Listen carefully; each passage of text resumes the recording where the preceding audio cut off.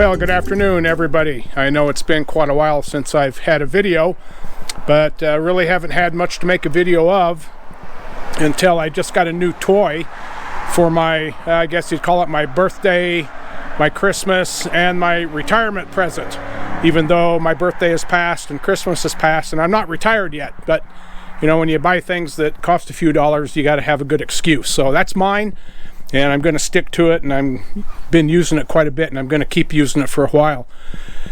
So probably, I don't know, 15 or 20 years ago, I bought a Meade telescope, and it's sitting over here. And this is a really nice scope. The ocular is right over here. I bought a lens kit. I think I have like 4 or 5 lenses to it. This is a 4-inch reflecting telescope. It's electronic. It's got a little control paddle down here once you plug it in, or put a battery pack in here, whichever way. And you can search the stars. You can search and look at nebula and various other things, and it works really well. The downside to it is that once you see something, it's just me. I'm seeing it, and that's all that's seeing it, and there's no way to capture an image. So whether I'm looking at a nebula or a globular cluster or whatever it is, I see it, but there it is. And I've tried putting my phone up to the ocular, and that's worked with very limited success, actually not very good. And so here a couple of months ago, I decided to kind of upgrade my game, and this is what I went with. So this is the Unistellar, comes in a backpack case. And it's got backpack straps on it, so you can put everything in it, strap it on your back, and off you go. It's got a really nice tripod right here that extends out. There's 3 extensions or 2 extensions, and then it's a digital scope. And so some of you may have heard of digital telescopes. You might not understand how they work, and I never did either till I got this one. But when I take it out and set it up, the first thing you'll notice is there's no ocular. So you do not look into the scope, and in fact it's digital. It connects to either your cell phone or a tablet, something like that. And you do everything on the tablet, and so when you zoom in or see whether it's a planet or a galaxy or whatever you're looking at, it renders the image on your device, and then you can actually save it, so you're like collecting a photograph. So it's really cool. It works really fun. So it's late in the afternoon here. This is like January 6th, I believe today is. So I'm going to go ahead and set up the tripod, set up the scope, and then here in 2 or 3 hours, when it gets dark, you're going to come back out, and we'll wait for Orion to come up, and it's going to come up in the southeast here where I'm at, and I'll let it get high enough so we can look at, we'll take a look like at Betelgeuse, so we can see a star, how this renders a star, and then we'll look at M42 and M43, which are nebula in Orion, and then one that renders really cool, I've looked at it a couple of nights now, and we'll zoom in on it tonight as well, is the Running Man Nebula. So let me get this camera set up, and then we'll get the tripod set up and get the scope set up, and then we'll be back in a couple of hours to look at stars once it gets dark. Okay, so the tripod, it's a telescoping tripod. You just undo these latches, pull out the 2 extensions,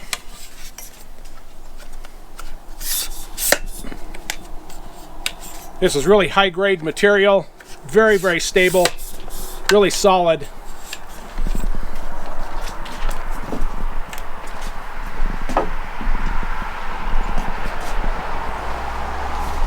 It has a bubble level up here, so you just center that bubble level. It's got 2 thumb screws on here that the telescope fits into the center of the tripod. So let's get this unzipped right now.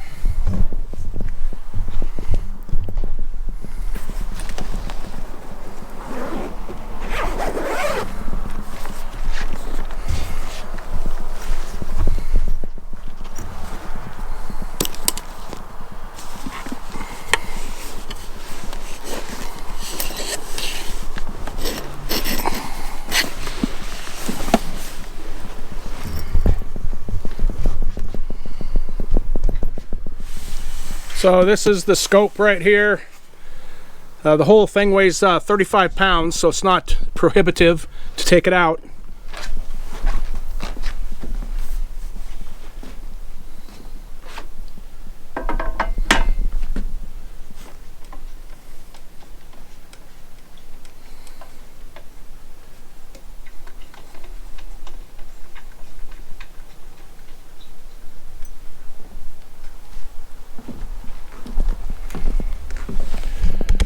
And that's all there is to it. So nice tripod base. This is the battery pack right in here.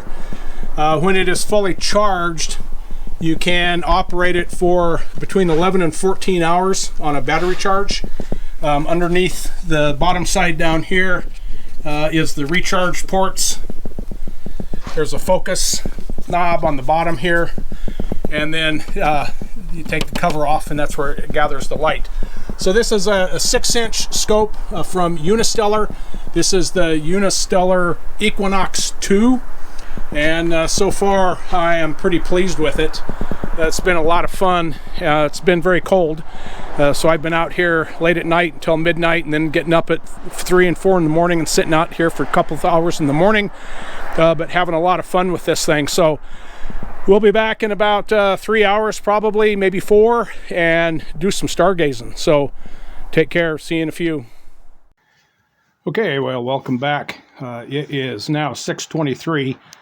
I waited a little longer to make sure that Orion was high enough in the sky to see what we wanted to see. So I am using my Fire 10, which is a little handheld tablet that has roughly a 10-inch diagonal screen on it, so much bigger than my phone. And I just put a little app on here to record, so it records all of my screen motion, plus it records my voice. So a little bit about this telescope. It's, again, a digital telescope, so it has no ocular in it. You don't look through the telescope. In fact, I'm sitting about 10 feet away in a chair, and I can see my telescope. It's in the home position, which is pointing straight up in the sky. And this operates through a Wi-Fi system that it broadcasts. And so I'm going to go to my internet and the Wi-Fi, and it may take there it is. So the Equinox 2. So I click on that, and now that is my Wi-Fi. And so that is where the telescope now is talking to my tablet.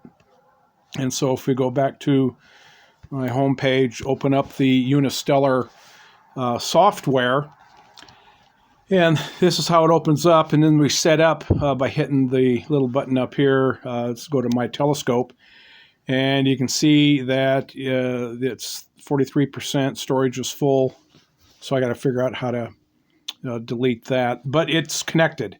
So telescope settings, it is connected to the Wi-Fi, and it's ready to go. Okay, so from this page, we're ready to start. And as you see the diagram here, the telescope is off at an angle, but right now it's pointing straight up into the sky. And on the Wi-Fi settings, I have also... Oh, no, it's not the Wi-Fi settings. Hold on here. Probably the orientation. Oh, yeah, let's check orientation. Okay, well, I didn't see where it is, but I have entered my latitude, longitude location into the telescope. So when I go to this telescope orientation, it is looking straight up into the sky, and these are the stars that it is looking at. And when I hit orientation here in a second, in fact, I'll hit it right now, and it starts the orientation. What it does is it looks at the stars that you're seeing on the screen, and it determines, based on latitude, longitude, date, and time of day, are these the stars that should be seen at this location. And so it'll do this calibration, and you can see it's moving now. You can see new stars streaking by. It's moving to a different spot in the sky, just self-rotating, and pointing to a new group of stars, and it will say, okay, at this latitude, longitude, date, and time, is this what I should be seeing? And when it says that that's good, then it will come up and the orientation will say good or validated, and then we're ready to go. So it shouldn't take too much longer. Orientation successful, we're done. Now we're ready to go. So down at the bottom of the screen, you can see there's a 0.8, a 1, and a 3x. And I can do that by hitting those buttons, or I can use my thumb and forefinger and expand your screen just like you do on your phone. So right now I'm going to keep it down to the 0.8, and below it there's a purple button in the center. If I touch that, it opens up the catalog that will show all the visible objects in the sky right now at this time of day. So visible sky area, I can turn that off and it shows all these options. Of course, the sun is down, so I make visible sky area active, and it's only going to look at what we can see. On the type, we can look at planets, asteroid, galaxies, nebula, clusters, stars, comets, and other, although I don't know what other would be. And just a note here, I'm on the back of my deck, and so I have a view to the north, to the east, and to the west from the horizon up to about maybe a little past zenith. So I'm getting maybe, I can probably see half of the sky. Everything to the south is blocked by my house. And in fact, if anything is lower than about 30 degrees above the southern horizon, I can't see it because of my roof. Okay, so let's start by checking star and looking at stars. And what it does is it shows in order of, I think, brightness is how it's set up. And so you can see Rigel, it says appear soon, so that hasn't risen yet, but we can look at Betelgeuse, Aldebaran, Pollux, Deneb, and these things, Bellatrix. So let's go to Betelgeuse, that's in Orion. And when you select that, then it shows you the astronomical data. So it's 23 degrees, so it might be too low to see. I guess we'll see here in a second. And it's in Orion. It has the right ascension, declination, and you hit go to, and now the scope starts swinging from its last position, which was in orientation, over to the object that was selected, again, which in this case is Betelgeuse. So right now it's slewing to Betelgeuse, and you can see stars streaking by every once in a while as it's moving, and it will get within the neighborhood. Of course, the telescope is moving in rotation and in elevation, and it will get to the location and stop, look at the stars, and say, okay, I'm getting close, and then it goes another direction. It stops and makes another assessment, which it's doing right now, and then it will decide I have to go another direction, and it will move in that direction, and it will finally end up centering Betelgeuse in the center of the screen. And so there it goes again. Now you'll see when it finally does arrive at Betelgeuse that the star is going to be quite prominent versus what we're seeing on the screen right now. Yeah, right there. And that's probably it. And so it will hover around for a little bit and usually will get really good at centering the star right in the center of the screen. You can see it's still moving a little bit. And once right there, go to validated, now the motor on the telescope is moving at rotational speed. And this happens periodically. The Wi-Fi cans out for a second or two. And then I can, I'm doing this with my finger, moving it back. I go down and change the magnification to 0.8. And you can see that right now at the smallest magnification, Betelgeuse is kind of off center. So I can go to this move button down here and put it in slow mode. I should be able to move very, very slowly, and I'll just keep barely moving this until I get it centered in the center of the screen, which I'm going to call that good. Go back, and there it is. So this is a live picture, so you can kind of see it pulsating, and you can see the light pulsating. To the left of this purple button in the center is an icon that kind of looks like a fat plus sign. That's the enhanced mode. The option on the right of that center purple button is the video when I want to, or camera. When I want to capture an image, I click that and it captures an image. And then the edit is where I can change brightness, contrast, gain, and a couple of other settings on the photo. Whoops. Sorry, touched the screen there. On the photo option. Okay, so notice that this is what we get right now. So downsides to this telescope, one is that there is no ocular, so I can't change my ocular pieces to higher and lower magnification.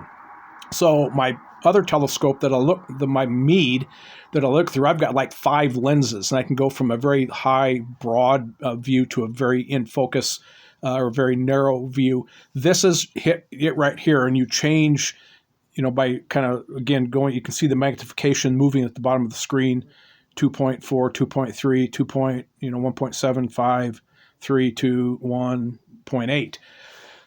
And that's the clarity that we get. So there's no focus.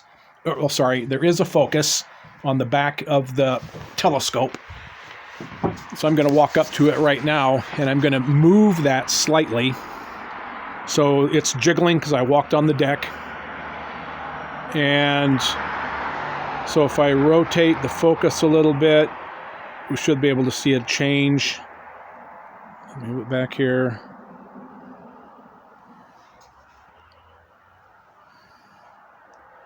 And it takes a few seconds for it to acquire. And that's a little sharper right there. And that's roughly where I've been keeping it, is at that position where I've just moved it to again. So now I'm walking back to my chair. And I can sit down so I'm still and not vibrating the deck.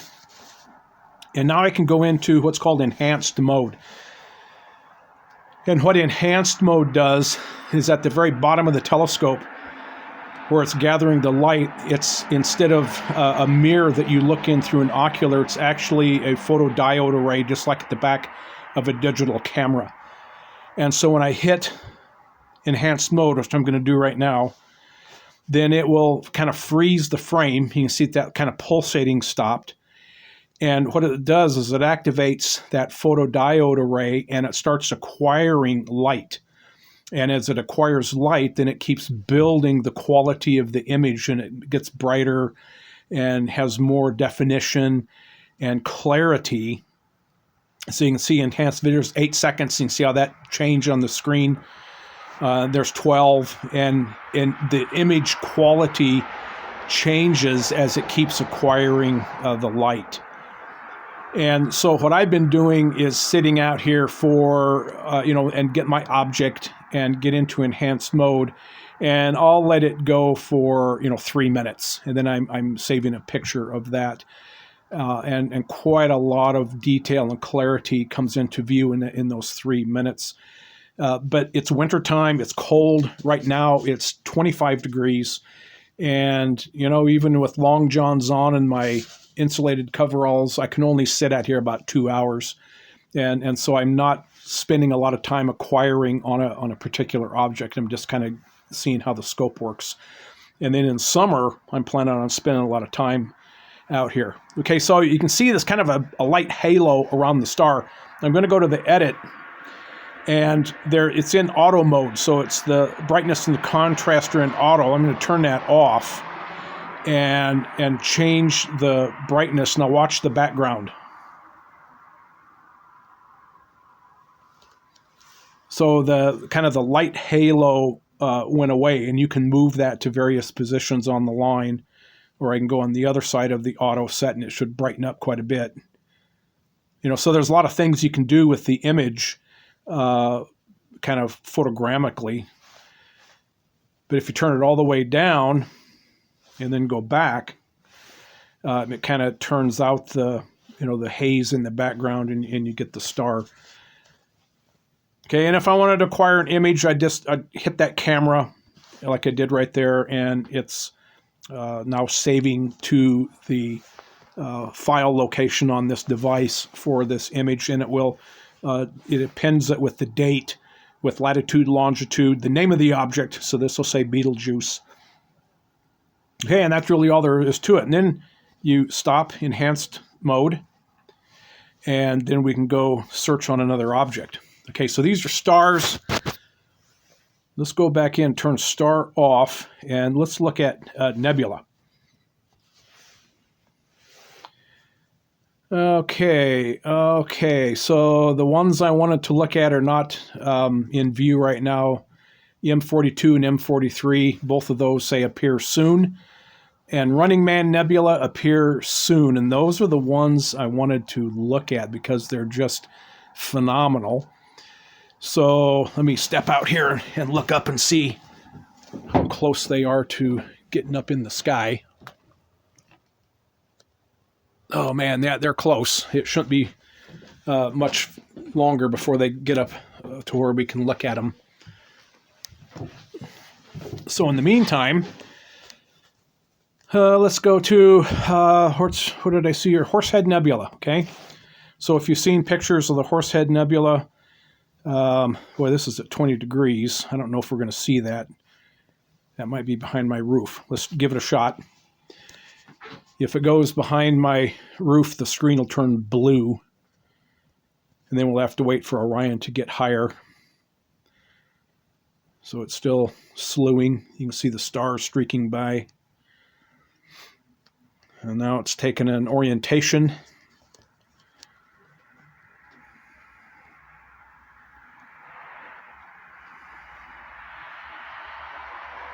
Well, maybe getting close. Oh, there it's moving.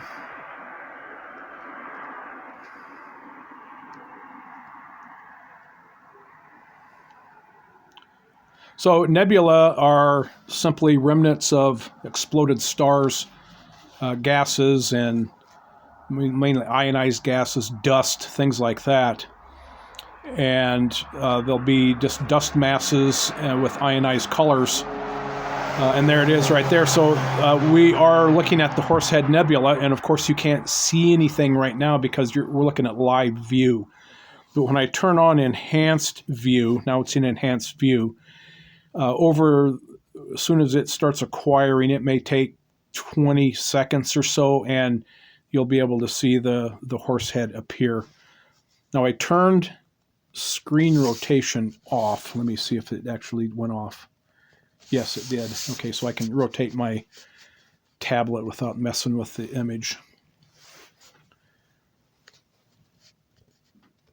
Let me zoom it out. Okay, and so again, the longer it sits, the more light that it brings in. And since I've looked at this already a couple of times this week, I'm seeing where the Horsehead is. And I'm seeing the dust clouds, and I'm starting to see some definition between kind of the background sky and the dust clouds that form the Horsehead.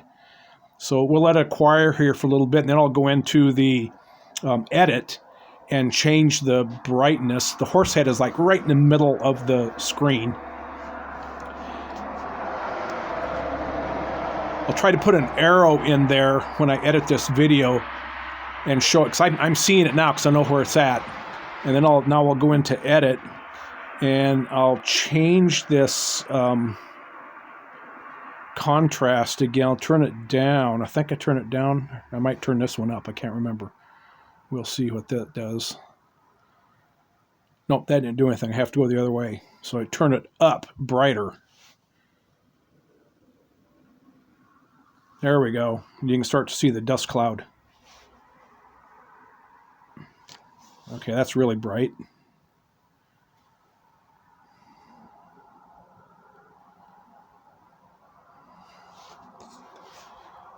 And you can see the Horsehead now appearing in the middle. Let's see what contrast does. And we'll go the other way.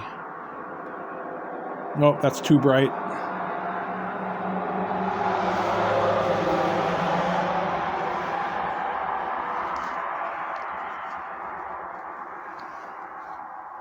But you can see the Horsehead in there. And that's going to be too bright. So it's a fine balance in here. I've gotten some pretty good pictures of this, playing with this brightness and then waiting for, 5 and 8 minutes for the light to acquire.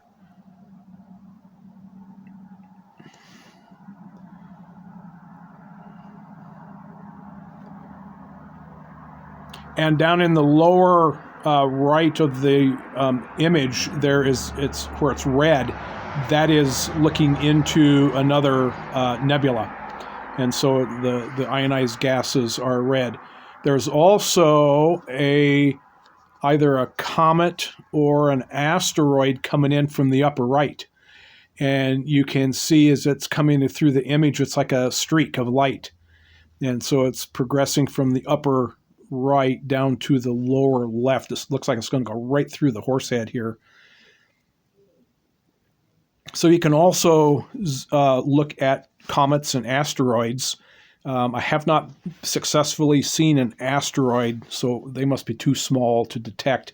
But the comets look like this. You zip on a comet and it'll take you to the address to where that comet is for that time. And then the image freezes and it starts acquiring light. And then you'll see the streak go through, which is that comet. So we just happened to catch a comet coming through the Horsehead Nebula, and it is going to pierce the Horsehead here in another 20 seconds or so. Let me go back.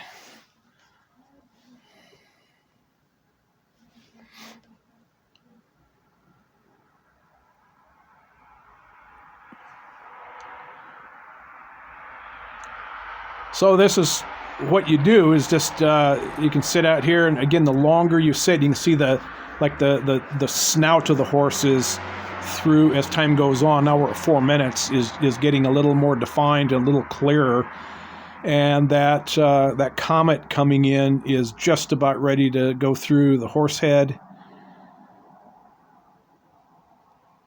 I wonder if it's going to blow up when it hits it right there, and oh, it's in front of it. Okay, so that's good. If it was on the other side of it, I don't know what I'd think of that. So this is probably pretty unique. I don't know if I'll ever get another comet to come whipping through the Horsehead like that. So I'll let it go for a few more seconds here just because it's pretty cool. And we can zoom in a little bit and see what that looks like. So now obviously this is nothing like the images you see from Hubble and the big telescopes. This is just a small backyard variety telescope, but this is so much improved over what my Meade telescope is able to see and refine in the sky, even with my various oculars.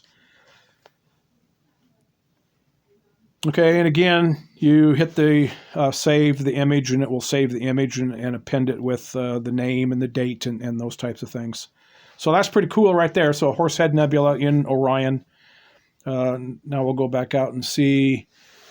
Okay, so that's kind of strange how we can see Horsehead. Oh, there. Okay, so M42 and 43 are just slightly below the Horsehead, so that's not up yet.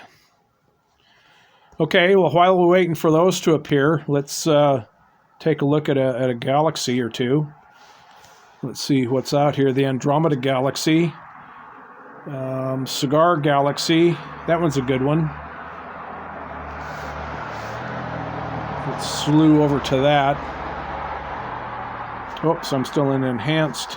You have to turn off enhanced view before you slew to a new object.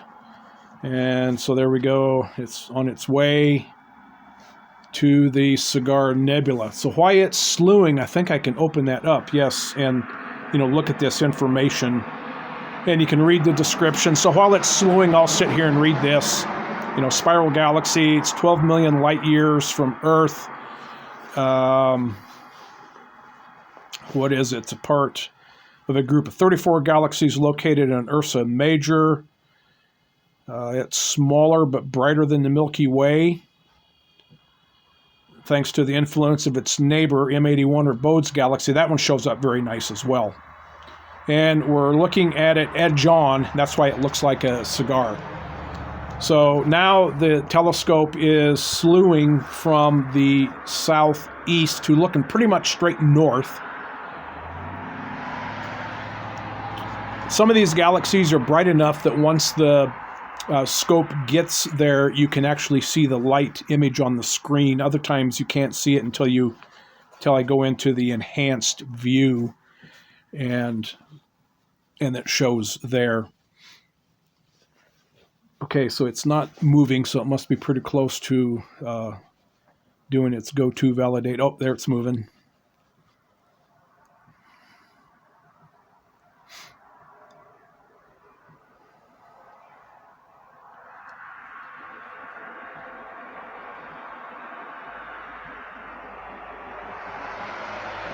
Nope, moving again. Oh, there's some bright stars coming in, and it's moving away from them. So every time it stops, it's making... Oh, there it is.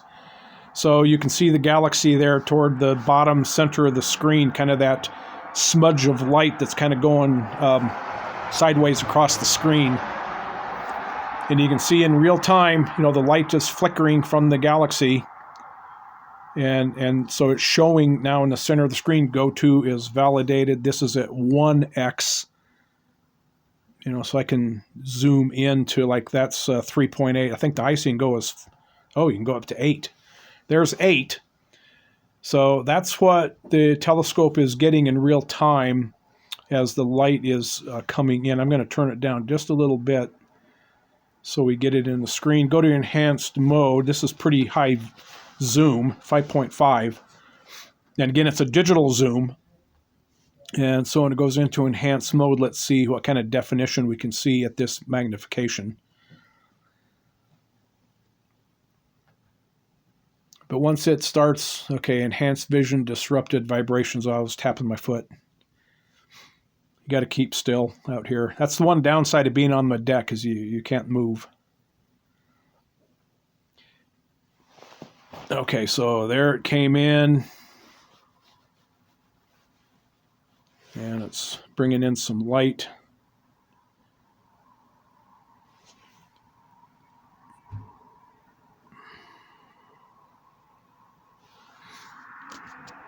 Okay, then I like to go into the edit again and enhance these things with the contrast and brightness.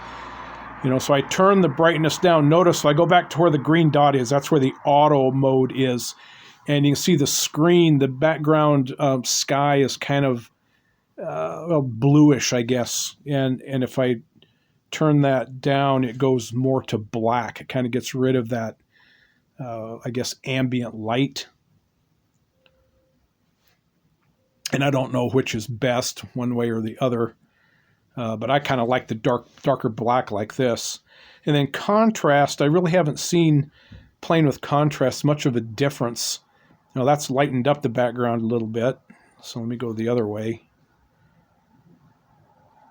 Yeah, I don't know if that did much. It does take, since it's electronic, it takes a little bit for it to respond. I mean, that's not too bad right there.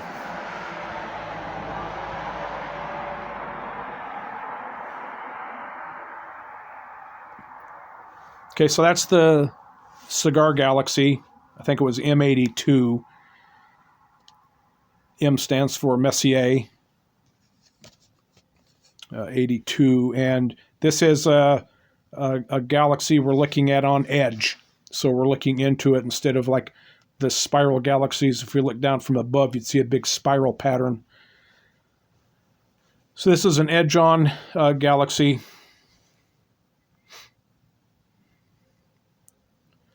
Enhanced vision, 12 seconds. That doesn't make any sense.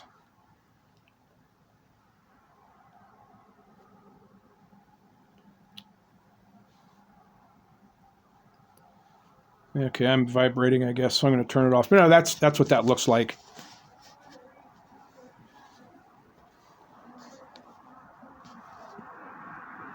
Okay, Bods Galaxy, this is right next door. This is a bright one, if I remember right. Yeah, so it said that Cigar Galaxy was in a group of 34 galaxies in Ursa Minor, I think Ursa Major, and Bods Galaxy is part of that. So we'll zip in on that here really quick. There it is right there. You can see it coming in. So it's got a different look to it than the stars. It's kind of like a fire halo around it. You can see the light scattering and actually moving around it. It's kind of dancing, if you will. So that is Bods Galaxy. Bods Galaxy contains more than 250 billion stars, 12 million light years from Earth. It's the largest galaxy in the group of 34 galaxies called the M81 group. So there you go. And we'll do enhanced here. Take a look at it in enhanced. This one is a spiral galaxy that we're looking down on the top of it, and we'll see the spiral arms on this one.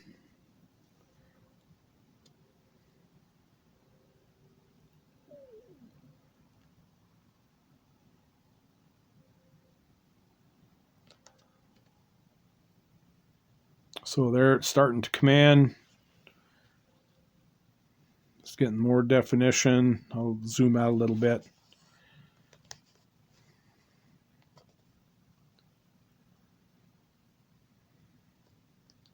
So what did it say? 250 billion stars?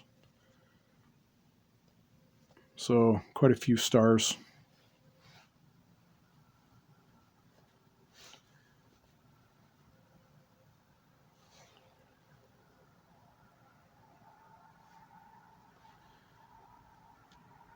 Let me see what happens if I go the other way.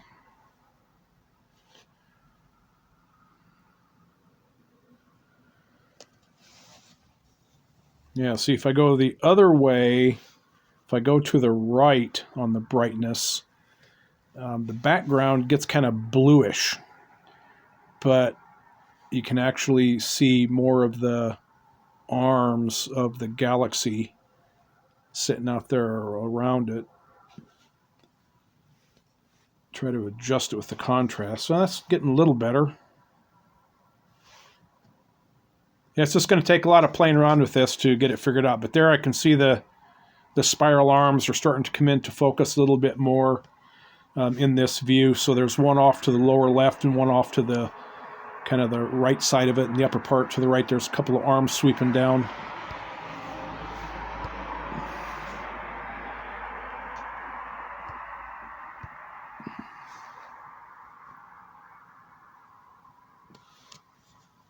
Okay, so that's Bods Galaxy. And again, I haven't played with this, like letting it sit for a couple of hours and seeing what it will look like. But it focuses right on it. It goes right towards that. And then it sits there, and the motor speed follows it exactly to where so far I haven't seen any smear in anything. So pretty impressive in that regard. Okay, so turn off enhanced view.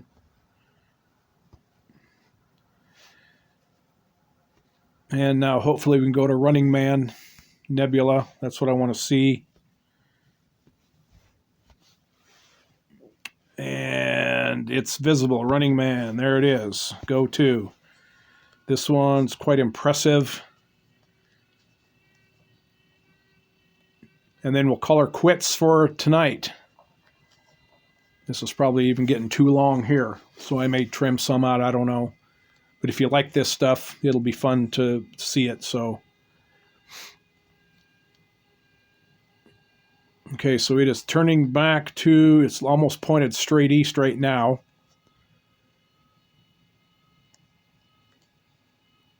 So Orion is rising in the southeast. So it should be getting pretty close. There, it stopped. And it's going to do a check see where it's at, and then continue to move in.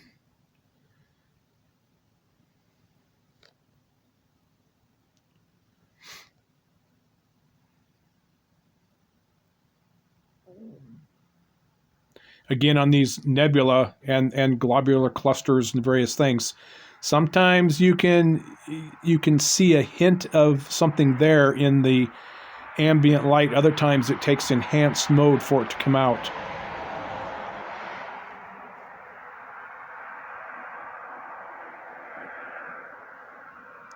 So this is somewhere, I think, in the kind of the belt region of Orion. Yeah, kind of in, well, it's below Orion's belt.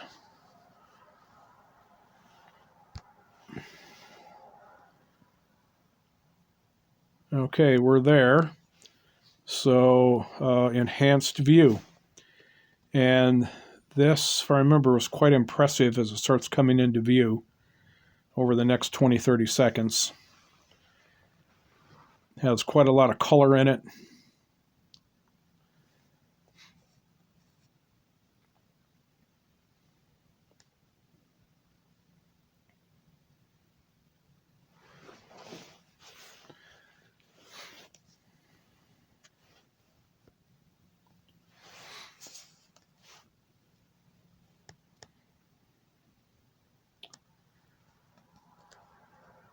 And I'm starting to see some red gases starting to show up. I might have to change the brightness again to kind of enhance it. I can't remember which way I go.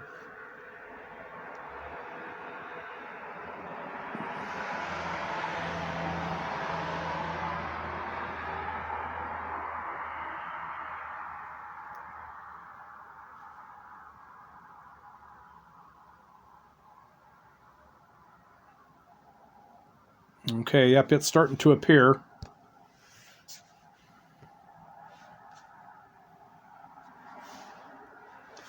Stars are pretty defined. So you can see those brighter stars, kind of the two down there in the center bottom. And then there's a lesser star that's just a white, kind of a white dot, kind of in the center of the screen. Between those two stars at the bottom and the top, you can see that black, kind of a dark mass. Now it just shows up lighter around it. And you can see dark dust cloud to the right of those two bright stars. And that area between there is just going to continue to get brighter and brighter as it continues to gather information on those photodiodes. Now, I should have centered this one probably. You can see it's toward the bottom of the screen, so I can zoom in a little bit, but I can't get this more in the center. But you can get the idea of how this works. See a nice dust cloud down there that's really starting to show up prominently. Kind of in the center of the bottom of the screen. I've kind of put that dust blob in there, just to the right of these bright stars.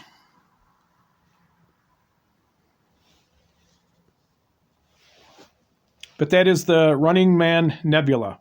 And of course, then again, if I want to capture an image, I just do that. And you've got your picture. Okay, so we can go out to show you an example. And let's go to my gallery, my photos. And we can just look at what we captured. So here's the picture I just took. Running Man Nebula, 2 minute. And there's my lat lawn, January 6, 2024. And there's different orientations. I can put this ring around it with the data. There's the Horsehead Nebula getting pierced by a comet, Betelgeuse. Okay, and that's what we did tonight. Okay, other nights, here's a couple nights ago on the 3rd. This is the Pinwheel Nebula. This was a 5-minute exposure. So pretty cool stuff. Some star clusters. And here's M43 in M42 and M43. Up at the top up here, the small circular one is M42.